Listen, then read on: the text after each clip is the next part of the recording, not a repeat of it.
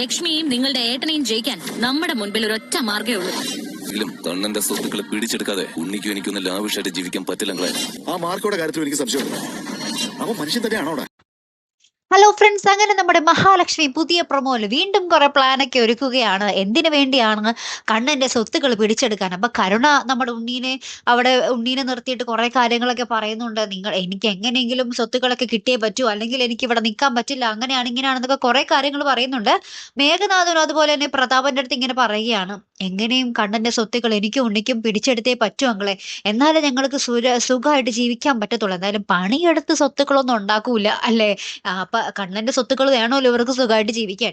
അപ്പൊ അങ്ങനെയൊക്കെ പറയുന്നുണ്ട്. അപ്പൊ നമ്മുടെ പ്രതാപം പറയുന്നുണ്ട്, എന്ത് ചെയ്യാനാടാ, ദൈവങ്ങളും അവർക്കൊപ്പം ആയിപ്പോയി. മനുഷ്യന്മാരെ നമുക്ക് വലയിട്ട് പിടിക്കാം, പക്ഷെ ദൈവങ്ങൾ അങ്ങനെ പറ്റില്ലല്ലോ. എനിക്ക് ആ മാർക്കോന്റെ കാര്യത്തിലും സംശയമുണ്ട്. മാർക്കോയും ദൈവമാണോ എന്നുള്ളൊരു സംശയം എനിക്ക് ഉണ്ടെന്ന് പറയുന്നുണ്ട്. അപ്പൊ ഇത് കേൾക്കുമ്പോൾ നമ്മുടെ മേഘനാഥനൊന്ന് ഞെട്ടി നിൽക്കുന്നുണ്ടേ. എന്തായാലും കാത്തിരിക്കാം അല്ലെ. അപ്പൊ അടുത്തൊരു വീഡിയോ വരുന്നത് വരയ്ക്കും ഗുഡ് ബൈ.